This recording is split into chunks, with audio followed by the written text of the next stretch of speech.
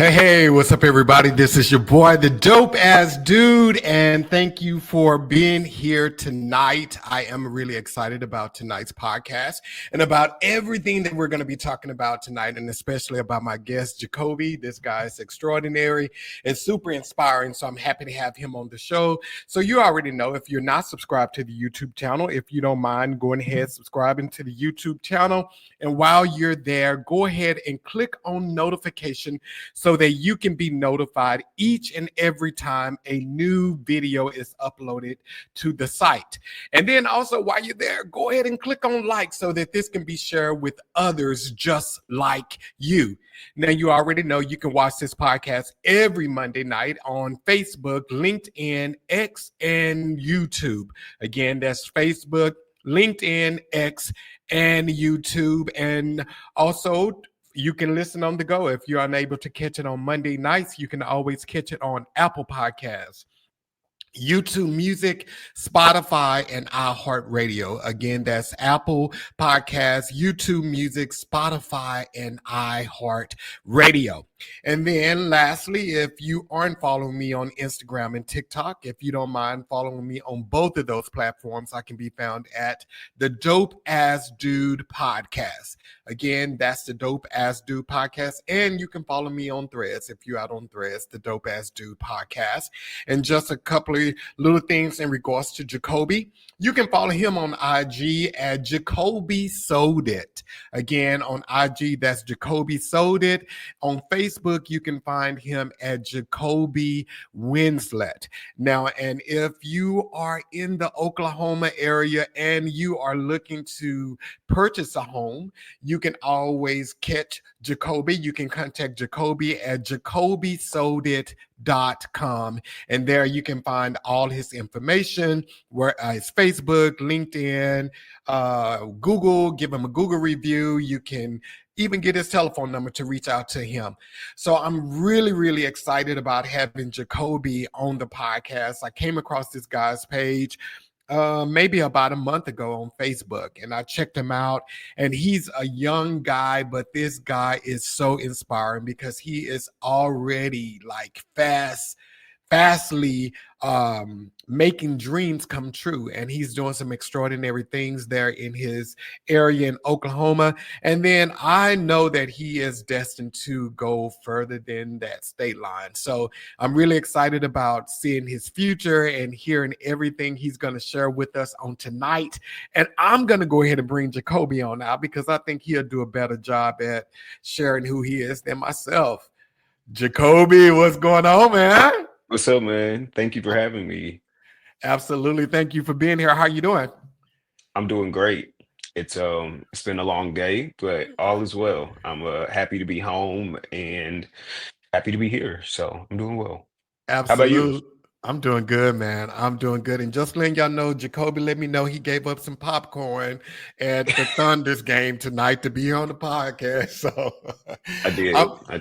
I'm happy for the sacrifice. So Jacobi, tell us a little bit about Yes. yourself. What you got going on, man? Yes. So first off, before I tell you that, though, I was going to ask you if we could. I sometimes have a little bit of a potty mouth, and so I was going to ask you if I could cuss, but I see that there's the word ass in the name, so we should be okay. Like, do I need to keep it PG or what? No, you good, brother. You good. Just Okay. be you. Be you. Okay, Yeah, be you. beautiful. That that's all I know how to be, but sometimes I can keep it together a little bit. But I'm doing well, and again, happy to be here. So, oh my gosh, what do you want to know about me? Where would you like me to start? Like everything. So we know you're in Oklahoma. We know you're in hmm Oklahoma. So you're only 29, right? I am. Yep, You're 29. Just 29. turned 29 a few months ago.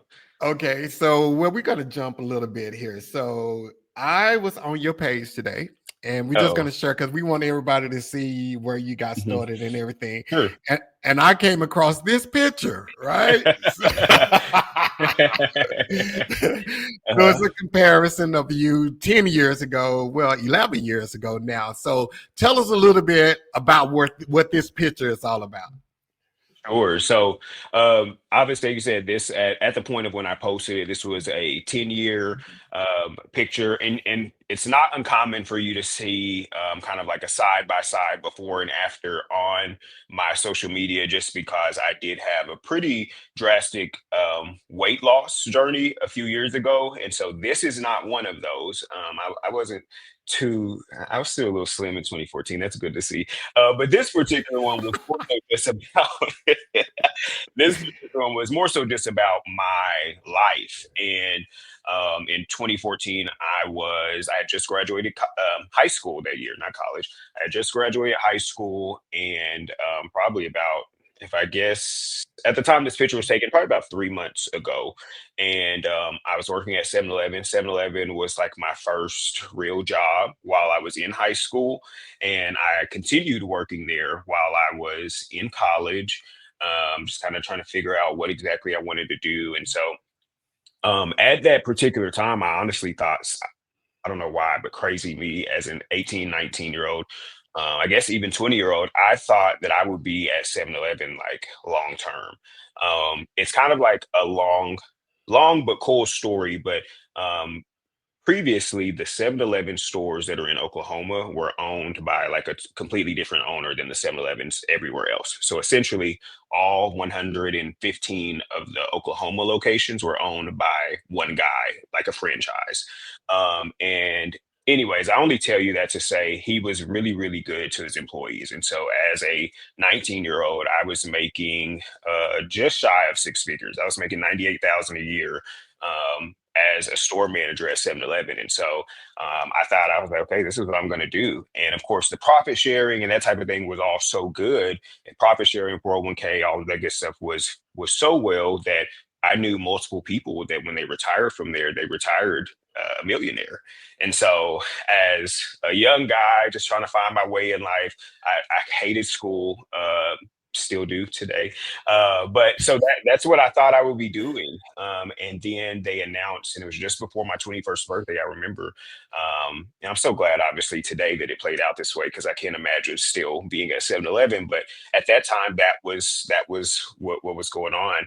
But they announced that they were selling the company to essentially to the national corporation. And so they were selling all the Oklahoma stores back to the national brand, which meant that I was going to be taking around a $50,000 a year pay cut immediately. I was going to have to still be doing the same job and taking a drastic pay cut. And so that forced me, you probably didn't see this on my page because I think I scrubbed my social media of it, but that kind of led me to my next journey. One thing that I always wanted to do was I wanted to be a police officer. I always wanted to go into law enforcement as a kid. And so I did just that when I turned 21. I went to the academy and I was in law enforcement for 4 years. And so that is what I did full time up until getting into real estate. And so that's kind of been like my main jobs that I've had in my adult life is 7-Eleven, a store manager there, and then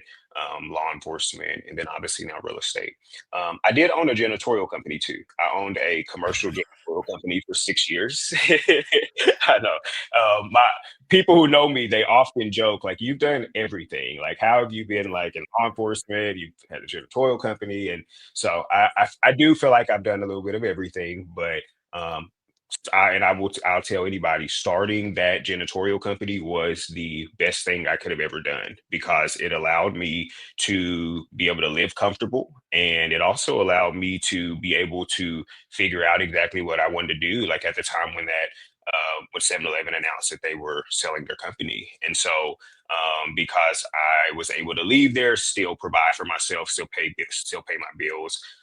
At one point, that company had grown to where I had 34 employees. Of course, COVID came along and changed that because then all of being a commercial cleaner, a lot of my accounts were no longer open. And so they could, or either that, or they just couldn't afford to pay for the services any longer. And so that caused me to scale back. I also caused me to have to get out there and start helping clean again. But best thing I ever did for sure, I sold that company and or sold off all my accounts and closed that company down in February of last year. So today I just do sell real estate full time. Wow. Wow, wow. So let's talk about that though, because you started your janitorial business. You started at a young age, and I think regardless to what age you're at, there's always going to be a fear of stepping out and doing something different. And it seems like you've had a couple of moments in your life where you pivoted. You just didn't get into one thing. You was get here and you say, "Hey, I'm gonna do something different," and you do it. So how do you maneuver like pivoting and just doing something different? Because I think, like I said, regardless to what age you are, we all feel that fear of starting something new. So how do you do that? That's true. Grandmother around. Hey, I believe Jacoby, she's say, yes. okay, now we can hear you. We can hear you now. You can hear me? Okay. Yep. Do I need to start over that sentence? Yeah, start over there, Okay, sis. I got you. I got you. So I was saying that recently I was having a conversation with my great grandmother. I'm blessed to still have her around. She is 83, and she jokingly mentioned me essentially having a lot of jobs or doing so many different things in the past, and we kind of laughed about it. But I told her I was like, Nana, you worked at a factory for 40 years, but then, and she's so proud of it, and I love that for her. But then she'll also tell me like how much she couldn't stand it. Like there was always like, there's always some type of complaint that goes along with it. But she stayed there. And I just told her, that's not me. Like, I'm not the type of guy to stick around somewhere if I'm not genuinely happy. And so that was honestly one of the big reasons I say, like, I'm so grateful that I started that janitorial company because it allowed me that flexibility and freedom that if I was somewhere and I wasn't happy or I wasn't making the type of money that I wanted to make, I could go and find something else where I was. And so I think that's just essentially what it is. I'm not, I don't care about, necessarily saying, oh, you've worked at a lot of places. What I care about is that I feel that I'm fulfilled, that I am making a good living, and that I'm ultimately happy. And so if that means trying a few different careers until I find my lane and my groove, I'm good with that. Wow. Wow. And I definitely want to point this out here too, because I don't want people to think like, oh, he's young and he's staying at home with his mom, them. He don't have real grown folks bills. No, Oh this brother goodness. work. He No, has his own bills, just like I everybody else. I have been on my own since I was 18. And so the day I turned 18, actually, I got my own apartment and I have never been back home since then. So, yeah, real grown. And I wish that, no, I don't wish that. I love being on my own. So, So, okay, so you said you look for fulfillment in jobs. Like, so what does fulfillment look like to you? Like, or what does that feel like to you? Okay, Jacoby, we can't hear you again.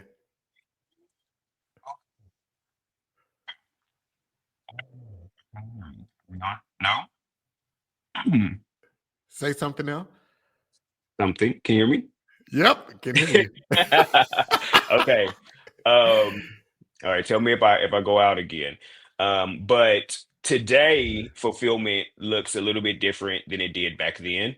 Um, let's be very realistic. We work to make a living and to make money. And so obviously it's important to me that I make a good living and that I make as much money as I can. That's a thing. It just is what it is. But I have found a new purpose and fulfillment in what I do today because not only am I able to provide a good life for myself, but I'm also able to have such an impact on a huge moment in people's life. Purchasing or building a home, purchasing home in general is for majority of people, it is the biggest asset they'll ever purchase. It's the biggest transaction they'll ever make. And there's a lot that goes into it. And so being able to be part of that process and genuinely help people, that is kind of at the core of who I am. That brings me peace and happiness. It's just being able to help and serve others and make a difference in their life. And so that kind of goes back to my heart in law enforcement. Although I was so excited to get out of that field because it was dangerous and I'm 5'6", so it was a mess. I had to fight too much, and it was not a good situation. Okay, so happy to be out of there. But one thing that I really loved about that job was that I got to help people. I got to, and not only did I get to make like a genuine impact in their lives, but I seen it and I felt it. That gave me fulfillment. But clearly, it wasn't enough. It was too dangerous. So I had to pivot and find something else that gives me fulfillment, which is still in and of itself helping and serving people while also making a good living for myself. And it's a beautiful thing. Nice. So what led you to real estate? What brought you there? Um, I don't have people ask me this question a lot, and I don't have some like super pretty answer for you. Honestly, the biggest thing was the financial possibility. And so I knew when I went to college, my major and focus was sociology, and I just didn't know exactly what I even wanted to do with that degree, and what type of jobs that I could have that would make me the most amount of money. And so I seen real estate as a potential avenue for that. Of course, you see things like Selling Sunset and those type of TV shows where you see like kind of like this lavish life. And I'm like, I may or may not be just a slight bit bougie. So that kind of spoke to me and attracted me.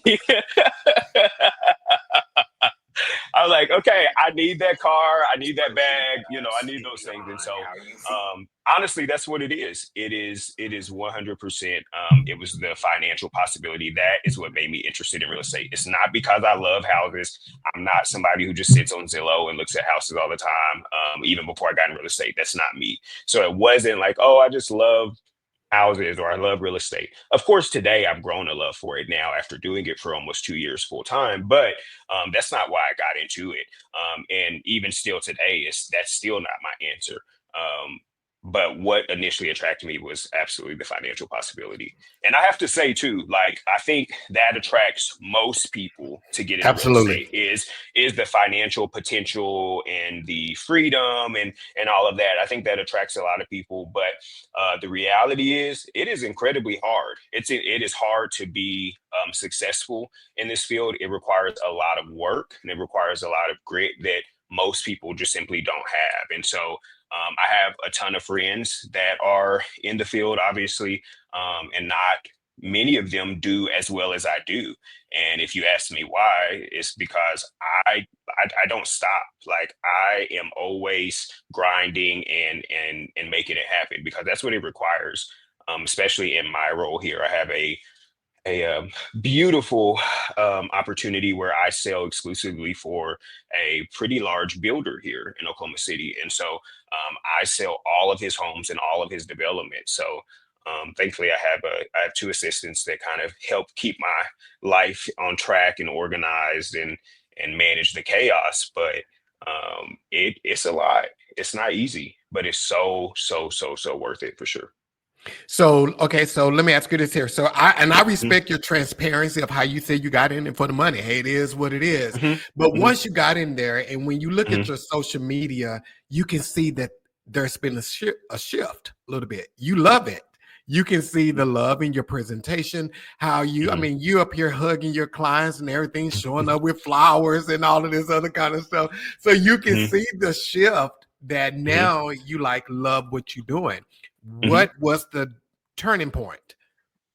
I honestly I don't know if there was a turning point just because I love people and I love helping people. And so as soon as I started getting to do that, I loved it. Because that's just kind of like the core of who I am. If I can make a difference in somebody's life, whether that be as a law enforcement officer showing up in a time of crisis, or whether that is the person that's guiding them through their buying or building journey for their new home, that is what's most important to me. And so I think it's easy to be happy whenever I get to be part of such a huge thing, and then especially like you said, the closing day videos.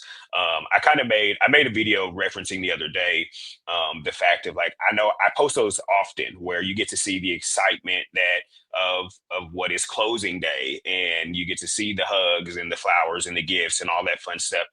What you don't get to see is not all the days between that 30 days of the contract and getting to that closing day. Not all those days are pretty. Sometimes it's like, damn, are we gonna close? Like, is this deal gonna bust? Like, We have to be creative sometimes, and it can be incredibly stressful. But even that, being able to guide them in through those difficult times and leading up to that day, it makes it absolutely worth it. So yes, you're right. I 100% love what I do, which is help people, serve people, and in return, it provides me a good living. It provides me fulfillment because I'm able to impact people's lives. I still don't just love houses though. I mean, I know about them now. I know a little bit, particularly new construction. Obviously, that's my thing. But I don't care about them houses. What I care about is the relationships and the impact that I'm able to have on people.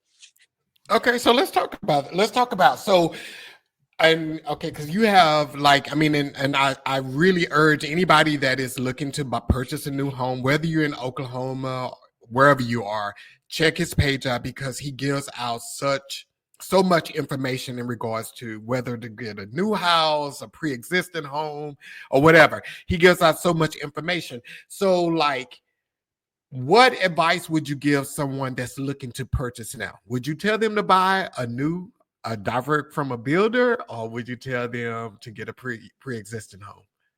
Now, John, you know I'm gonna tell them to buy new from a builder, So but your sound is going out, Jacoby. you can't hear me. Oh Now I goodness. can. Now I You can hear me can. now? Okay, I'm Yeah. like, I don't know what happened. I don't know. We got all the bars. I don't know what's happening, but so I'm going to tell them that I would absolutely recommend buying from a builder, by Okay. essentially buying new construction if you can. Now, the reality is that's not everyone's reality, right? Not everyone has the funds for that or the budget for that, but what I always tell whenever I'm consulting with my buyers is number one, you have to make the best decision for you.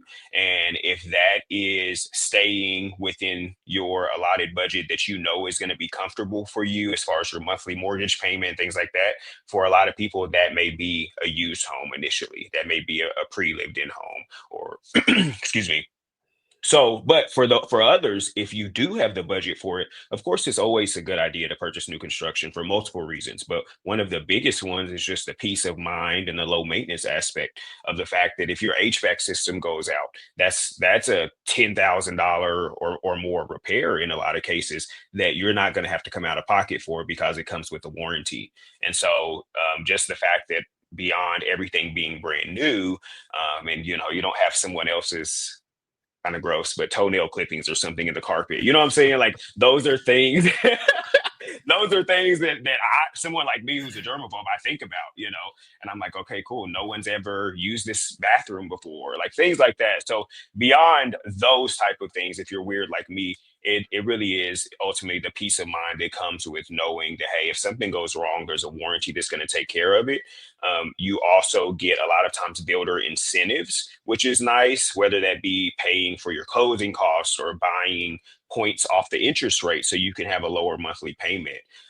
The reality is, obviously, in most cases, a brand new home is going to be more expensive than a used home. In most cases, depending upon the area, there's some anomalies, especially if you're here in Oklahoma. We have a pretty decent housing market here compared to most other places. I think that's one of the biggest things that actually attracts people to Oklahoma is the cost of living. And so um, I would ultimately say if you can afford it, absolutely do new construction. One other thing that I often encourage my buyers to consider is the price versus the cost. There's one thing that comes down to if you said, tell me in like bottom line difference between new home and a used home, and it comes down to price versus cost. Up front, a newer home, if you have two homes the exact same size, exact same specs, 3 bed, 2 bath, 2.5 bath, whatever it is, 1,500 square feet. And one is brand new and one is used. The brand new one is going to be more expensive. However, it already has all the benefits that I listed previously. So you have that aspect, but then you also have the aspect that, yes, you're paying a higher price up front, but you don't think about how much less are your utility bills going to be in this brand new home that has energy efficient appliances and features and good insulation and good windows and it's been super sealed and all this stuff, right, that we do to homes today to make them energy efficient. How much less is your utility bill is going to be on that versus a home that was built in 1980? right? So you have the cost of the long-term cost that comes into play. For us, I obviously, as you can kind of tell from the conversation, I sell exclusively for a builder. I'm contracted with a builder that I will only sell his properties, and I sell all of his developments. Currently, we have 4 active here in the Oklahoma City metro area, or active developments or communities.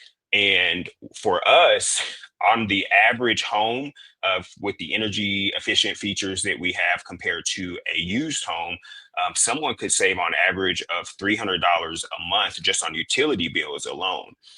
So stuff like that, that we don't think about. If you're looking at just the upfront price and you're not thinking about how much your utility bill is going to be, how much maintenance are you going to have to do and put into this home over time, I promise you all those things are going to cost more eventually than if you are able to just get the new home and not have to worry about those future expenses that are going to come up. Does that make sense? It makes perfect sense. Yeah. I Okay. mean, this is really, really good information. So let me ask you this here. Mhm. Like where I live, less than 5 minutes away from my house, they're building 6 Mhm. new communities.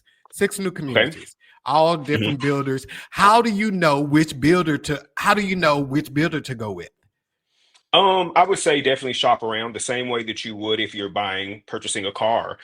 You're shopping around at the different dealerships, look up reviews, go into their model homes, meet with their team.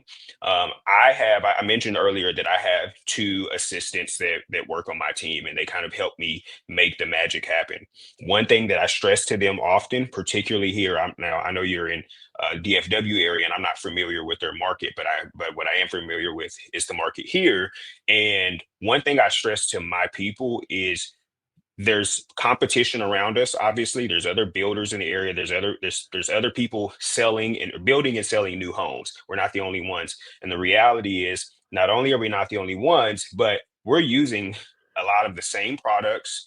And here in particular, with our closest competition, we're even using the same trades to install those products, meaning the same plumbers that's doing the plumbing in my houses are doing it for those other 3 builders that compete with us as well. What I'm getting at is a new home is a new home. Now, obviously, there are some builders that build a quote unquote cheaper product, and that's their goal. They want to provide a new home for those people who only have a $200,000 budget. And so, of course, it's not going to have as nice of finishes or nice of maybe materials, that type of thing.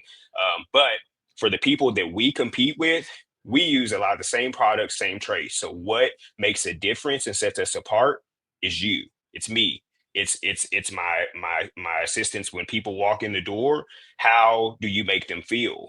It's that saying of, you know, people a lot of times may not even remember what you said or what you did, but they will remember how you made them feel. And so if you come in and you have a consultation with me and you can tell like, man, Jacobi actually cares, or he's actually knowledgeable, and one good example that kind of resonates with people often is, if I don't know something, I'm not going to BS it. I'm just going to tell you, hey, I don't know.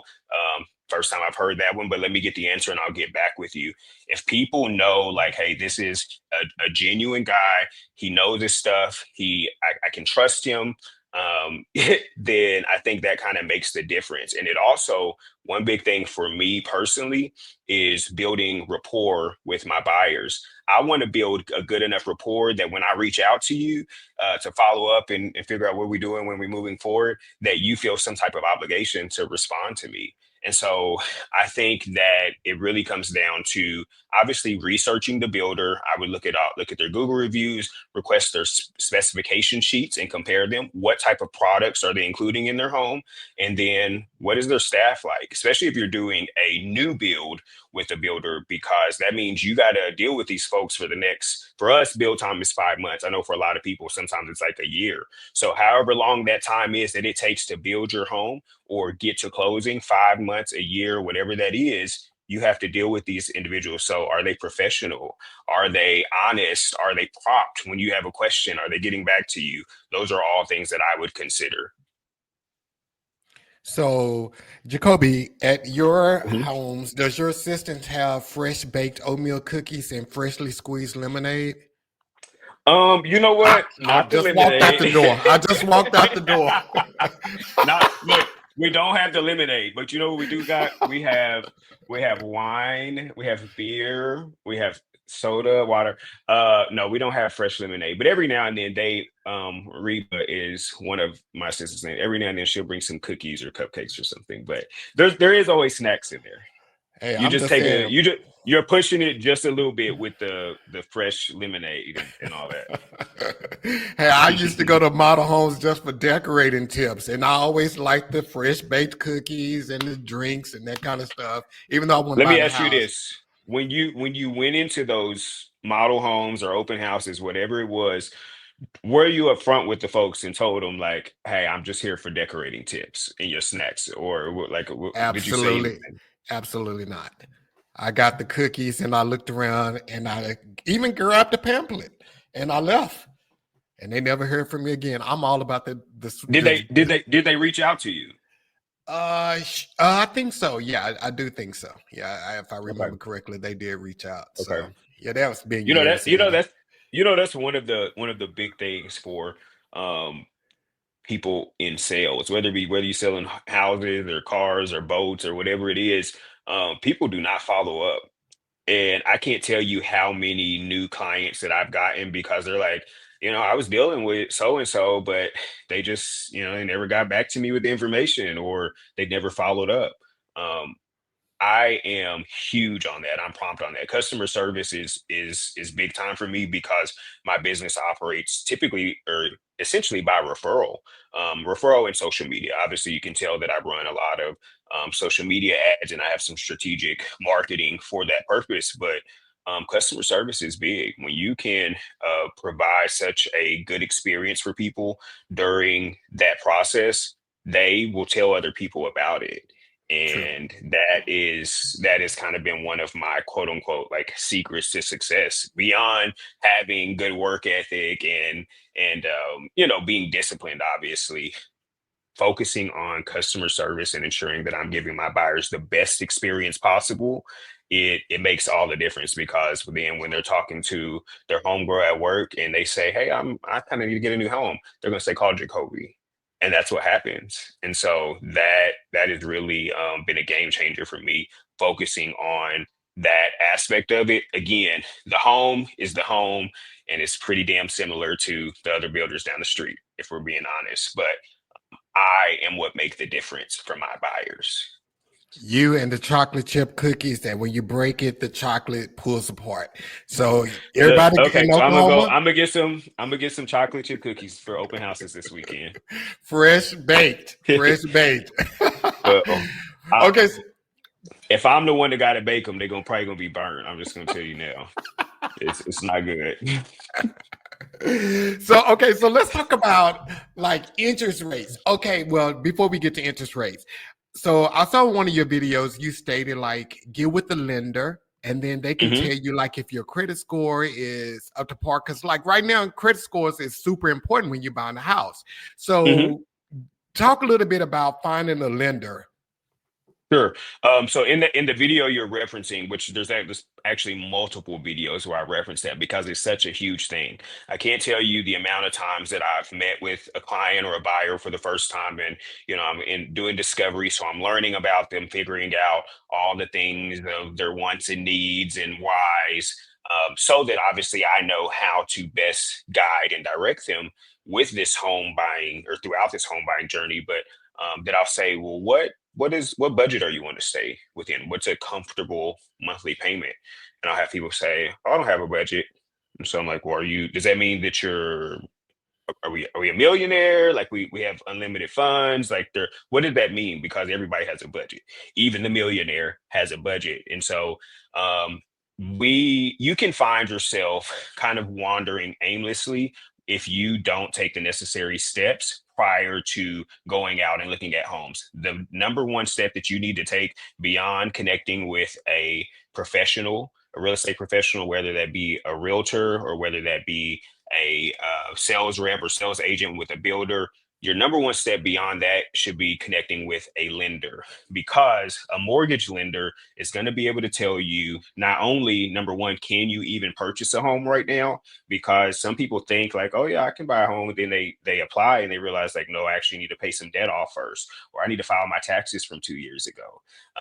You never know what could potentially hold you up. And so doing that is going to tell you not only can you purchase a home, yes or no, but it's also going to tell you what budget that you need to be shopping within. Do we need to be looking at a $300,000 home, or can we look at a $700,000 home? So if you just walk in and you're like, oh, I don't have a budget, I just kind of want to look at everything. Well, I don't have time to waste. And so I'm going to need you to get a pre-approval. Now, I don't misunderstand. I will help buyers. I will work with buyers without a pre-approval. I know some real estate professionals that they won't even have a conversation with you unless you have a pre-approval letter in hand. And for understandable reasons, I get it. That's not me, just because I've helped so many buyers that they didn't have a pre-approval because they didn't even know if they could purchase a home. They were just wandering. They were lost. You know what I'm saying? They didn't know where to go. And so I was able to direct them, let them know, look, yes, we can look at homes. I can show you all the options. I can tell you everything that you need to know, but you have to connect with the lender, because that is going to tell us where we should be looking as far as price. And that, I mean, that's the biggest thing that it comes down to. The other part of that, so not only does it help me do my job, so I know the exact homes that I can be pushing you towards or recommend to you. So that helps me. The part that I've seen this part play out. So many people will say like, "Oh, I'm working on my credit," or I even have some people that are like, "I'm in credit repair." That's great, right? That's a great step to take. But even if you say, "Hey, I'm working on my credit, I probably want to buy a home next year." If you have the thought that you want to become a homeowner at any point, next month, next year, 2 years from now, I would still recommend that you connect with a mortgage lender and apply, just so that you can find out that initial yes or no. Can you purchase a home right now? A lot of buyers are surprised to find that they can actually buy a home right now. They just never thought it was possible. I know this, my answer is kind of long winded, so forgive me, but my most recent video that I posted was actually one about my most recent closing. And that particular buyer, she walked into one of my open houses one weekend, just to kill some time. She had like a hair appointment nearby that she was about an hour early for. And so she just seen the open house sign, and probably like you came in looking for chocolate chip cookies. And but you know what? When she came in, she was upfront about that. She told me, she was like, "Hey, I'm not looking to buy a house. I just got some time to kill. Is it okay if I look around?" I'm like, "Absolutely." But me being me, that just tells me I need to find out more. And so and I'm like, "Do you mind if I show you around? I can tell you about the home." She's like, "Yeah." So as we're walking around this home, I'm not just telling her. I really didn't care too much about. Of course, I told her the features of the home just to kind of make conversation. But what I wanted to know was, I wanted to know about her and her situation. Have you even ever considered purchasing a home? The answer was no. She was renting an apartment, and for her, she just never thought that that was a reality. No one in her family was a homeowner that she can recall. And so it was just kind of one of those things that she kind of wrote off in the back of her mind as impossible or unreachable. And so kind of had the same Mm. conversation like, Jessica, if you have the Lord, I just said her name. Goodness. If you have the that's okay. If you have the desire to become a homeowner again next month or next year, your number one step should be to connect with the lender, just so they can tell you, because there is some cases, of course, where some people have some things they need to clean up on their credit, right? Or you need to save up a bigger down payment. Connecting with the lender now, early in the game, they can help you get a game plan in place, so that when you are actually ready a year from now or 6 months from now, you're truly ready. I think it is like the worst thing ever. And I've seen that happen too, where I meet a buyer, let's say 6 months ago, and they're like, "Yes, in 6 months, I'm going to be ready to buy a home." And guess what? They actually come back in 6 months and they're like, "All right, Jacoby, I'm ready." And I'm like, "Okay, have you applied with the lender yet?" "No, I'll do it right now." They do it. And then they realize, like, "Oh crap, I got to be in credit repair for 6 more months." Well, if you had done that 6 months ago and I initially told you to, today we could be actually moving forward with your home purchase, because you didn't know that you had some things you needed to clean up first. One last thing I'll say to that note of connecting with the lender and why it's so vital is particularly for those people who say, "Hey, I have some things on my credit that I need to clean up first, or I need to pay off my debt." you still need to connect with the mortgage lender, because I've also seen it where, let's say someone, for example, has six um, negative accounts on their credit, right? Or six debt accounts. Well, one of those accounts may not have reported for the last 5 years. It's still on there, but it hasn't reported anything in the last 5 years. You don't need to pay that account. Actually, it could hurt you by paying that account off. If you pay all your debt off, your score could actually drop initially and prevent you from being able to buy a home. Whereas if you had applied with a lender, they could review your credit profile and say, hey, these are the two accounts that's affecting your score negatively the most. Pay these two down, don't touch those other ones. And guess what? Not only did you got more cash in your pocket, right? But you're also able to move forward with your home purchase. Versus if you just doing stuff on your own and you're thinking you're doing what's best by paying off all your debt or by cleaning up your credit, connect with the lender, let them assess it, and let them tell you what you need to do in order to qualify. Wow. Then that's really, really good, because I never thought about that with the lender. I mean, I've been in my home for a while, but I never Mhm. really thought about a lender telling you, hey, pay this off, don't do that. Because what we, like you said, we try and we're going to go and clear off everything. But that Because could be people some think money that's in what our you have pocket. to do. Not Yeah. only could it be money in your pocket, but again, it could hurt you. That's one thing that some people are shocked to see. You know, you pay off an account. Well, if that account had some good history that was contributing to your score, obviously the fact that you have the debt may be negative, but if you had good payment history on that account, for that account, for example, and you pay it off and that account is removed, well, guess what? Now you've negatively impacted your score, when if you had connected with the lender, they could have told you exactly what to do play by play so that you could get approved. One other thing, the last thing I'll tell you is most loan officers are like real estate agents, are usually full 100% commission. So I promise you, they want to give you a loan. They want to give you a mortgage because that's how they get paid. Obviously, they're governed by banks and things like that. So they can't just give you a loan. You have to actually qualify for it. But I'm saying that to say, because they're 100% commission and that's how they make money, they're going to do what they have to do in order to make it happen for you. You just have to apply, take their advice, listen to what they're saying so that they can get you to the finish line, and which is that pre-approval so that you can move forward with the home. Wow, I love that. This is like really, really good information.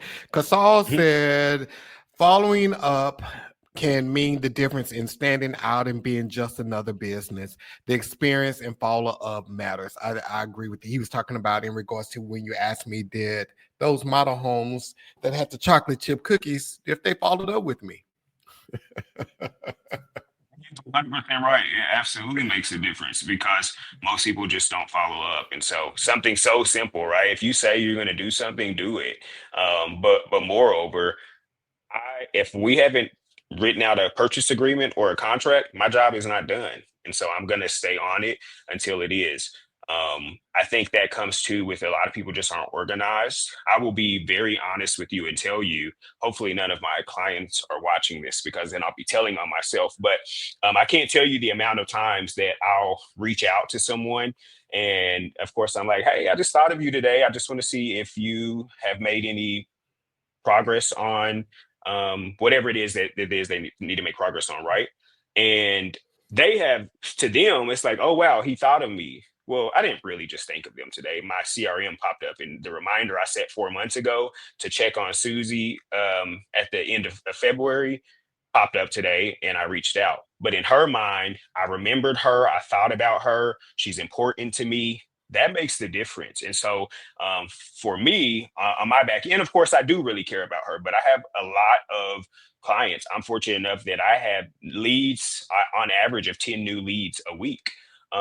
And so it can be very easy to get lost in your follow up and forget who or what you're supposed to be doing or who you should be reaching out to. And so my calendar is like my Bible, if you will. I live by it. And if I don't put something on there, I'm probably going to forget it. And so I utilize my calendar and then the reminders that are in my CRM to, and I'm very detailed too. So I put notes because guess what?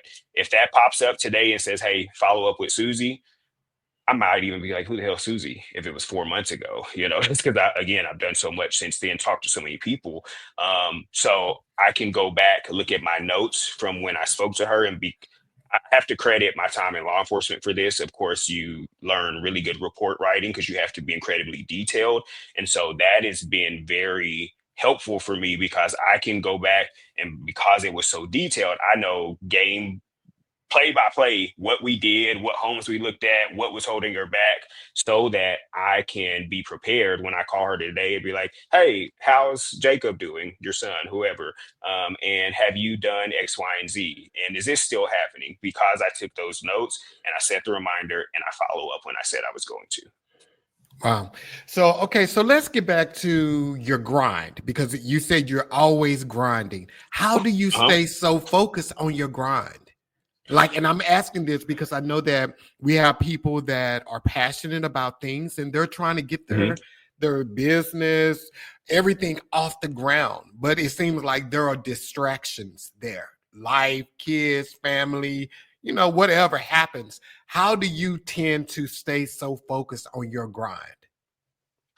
Um, I don't that is a little bit hard for me to answer just because I think it's kind of naturally who I am. I've always been like a very dedicated person and I've always just been like a hustler and a hard worker.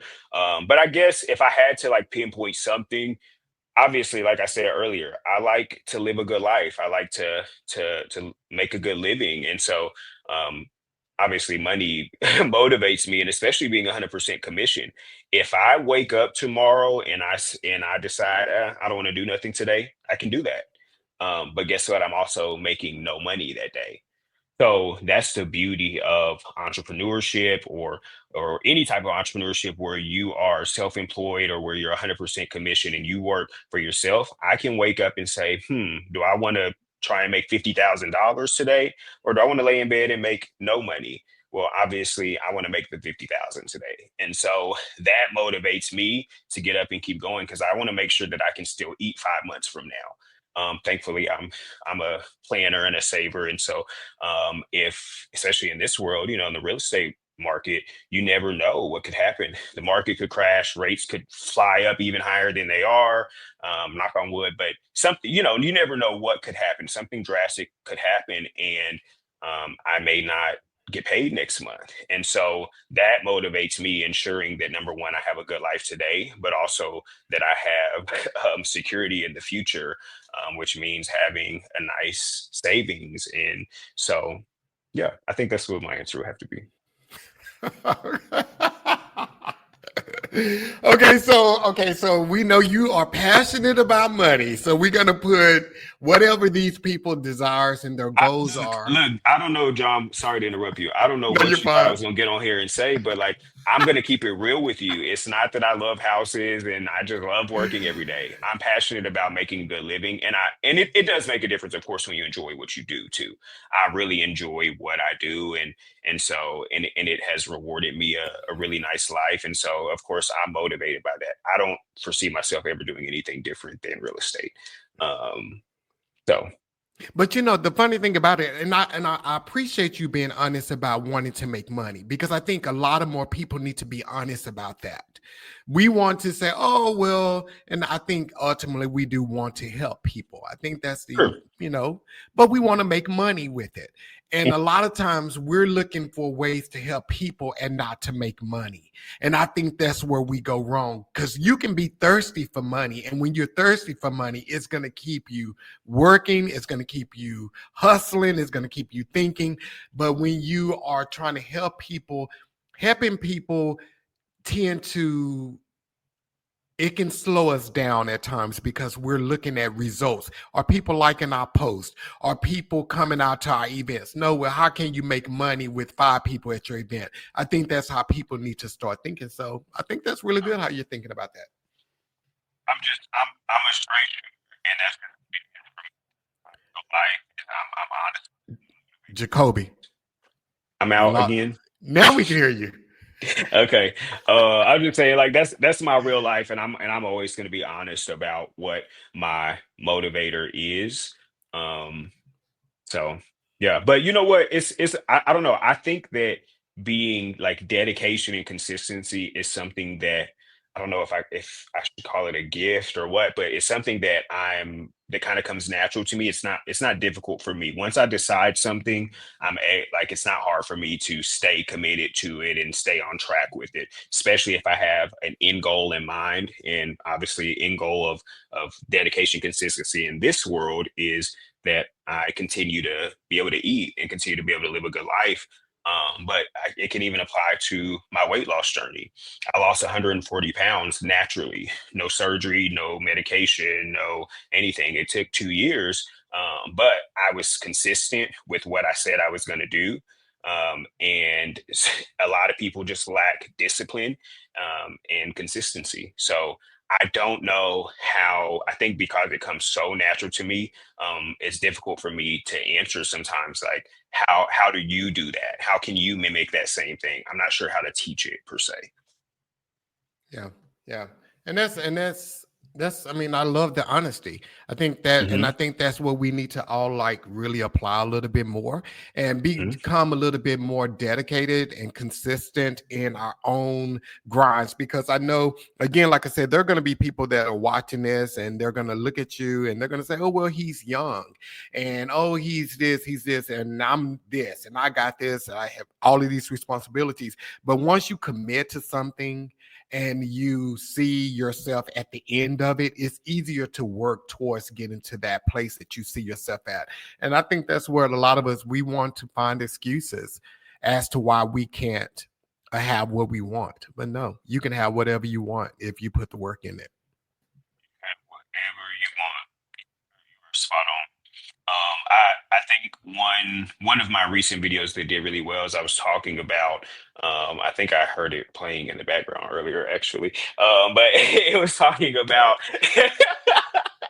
It was talking about how, everybody wants to be successful, right? Most people want to be successful. Most people want a lot of money, want to live a good life, but most people aren't willing to do the things that it takes to get there. And rightfully so. If it were easy, everybody would be doing it, right? But it takes that commitment of like, look, this is what I'm going to do. And so I'm a planner. I map stuff out. And so whenever I'm like, when I map stuff out, I mean, like, I'm going to write it down. I'm going to make kind of think it through and think about like, okay, this is going to lead to this. This is going to lead to this. And so I think that helps too. That kind of goes into the organization aspect. I'm a big organizer. I don't know if you know about personality types, but I'm like an entertainer organizer. I'm very attention to detail. And because like I have the next 10 years of my life planned out, it's probably not gonna, stick that way, but that's just how much of a planner that I am, right? And most people are just not willing to set some goals or maybe even some action items, small things. If I could give you one piece of advice as far as like, let's talk about weight loss, because this is something that a lot of people can relate to. Not a lot of people can relate to being an entrepreneur. For some people, they don't need to hustle and grind because as long as they show up, they're going to get their salary, they're good to go. So that doesn't apply to everybody. But one thing that I'll tell you as far as like my weight loss journey, what helped me be successful was that I made small, slow changes and I stayed consistent with them. I'm one of those people that I was, even as a kid, I was kind of like a chunky kid, right? So, my entire life I was quote unquote bigger. And being 5'6", at my heaviest, I was 278 pounds. And that was during COVID, wasn't nothing else to do but sit in the house and eat. And so, um, but and during after that, once I had reached that weight, I was like, oh my God, I got to change this. I tried all kind of, different diets and stuff. And of course, it may work for like a week. You may lose 5, 10 pounds, but as soon as you stop that diet, you're going to gain it all back. It wasn't until I started becoming very intentional about the things that I ate and I made small changes, such as like for me, energy drinks. I was a huge energy drink person. And so instead of a Monster or a Red Bull, I replaced it with Celsius, a 0 calorie energy drink option, a more healthy option.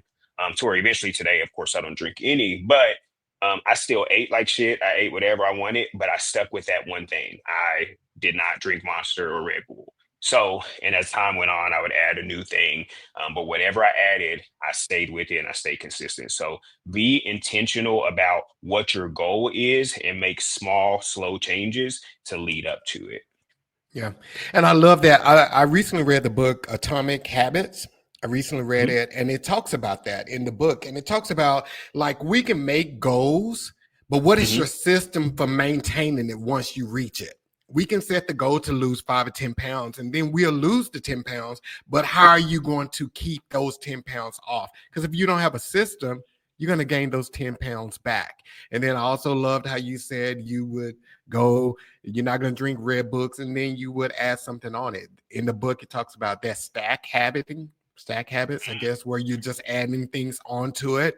So yeah, you have to be consistent with everything that you're trying to do. And I think that's the whole thing. So people that are listening tonight, whatever your goals are, whatever it is that you wanted to do, put in the work, put in the work to get where you want to get. So yeah.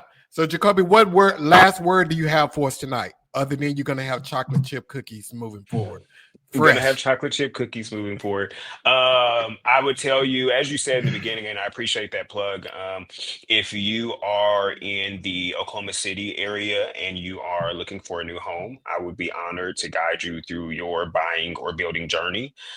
You can find my information at jacobisoldit.com, as you can see on the screen there.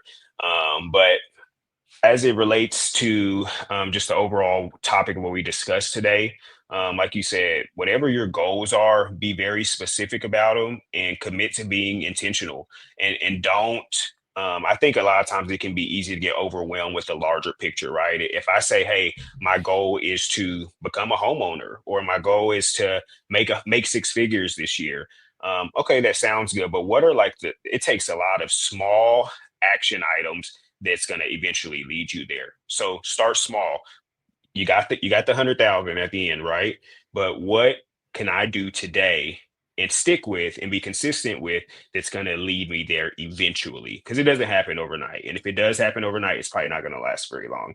Um, I say that I kind of had overnight success in real estate, but I'm so grateful that it's lasted now almost 2 years, and so I think we're okay. But typically, if it happens fast, it's not going to last that long. So be consistent, be intentional, and slow down. That's okay too.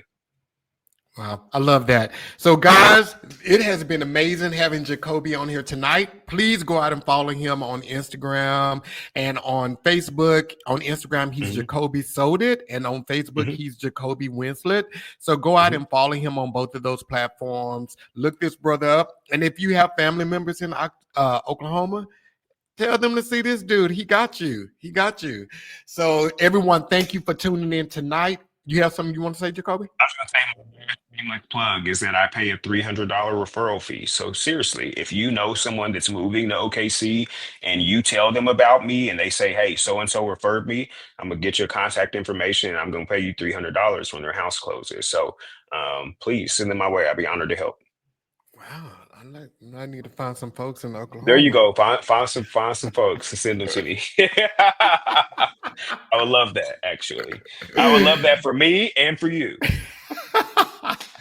But guys, we will see you guys next Monday, 7 p.m. Darius McDonald is my guest next Monday. He's a life coach, so I'm really excited about having him on the podcast.